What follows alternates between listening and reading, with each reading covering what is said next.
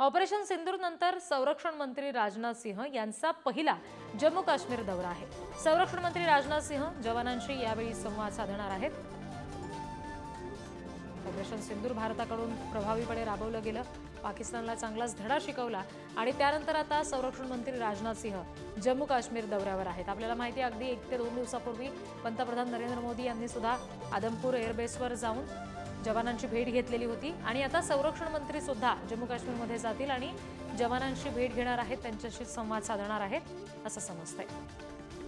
केंद्रीय मंत्र्यांची ही भेट संवेदनशील भागातील आघाडीच्या जवानांचं मनोबल वाढवण्यासाठी आणि ऑपरेशनल तयारीचा आढावा घेण्यासाठी अत्यंत महत्त्वाची आहे असं अधिकृत निवेदनात म्हटलेलं आहे। या दौऱ्यामध्ये राजनाथ सिंह नियंत्रण रेषेवरील यशस्वी घुसखोरी विरोधात कारवाईमध्ये महत्त्वपूर्ण भूमिका बजावलेल्या जवानांशी संवाद साधतील अशी शक्यता आहे। ही घडामोड अशा वेळी होतीये जेव्हा पाकिस्तानच्या लष्करी आक्रमकतेनंतर भारतीय भूभागावर ड्रोन आणि क्षेपणास्त्रांचा हल्ल्यांचा समावेश होता।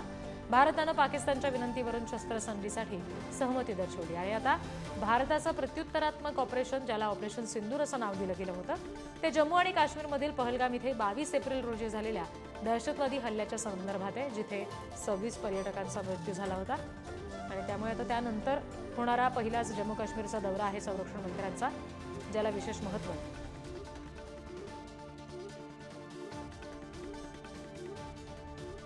राजनाथ सिंह जवानांशी संवाद साधणार आहेत। ऑपरेशन सिंदूर अंतर्गत महत्त्वाची कामगिरी बजावलेल्या जवानांशी ते संवाद साधतील।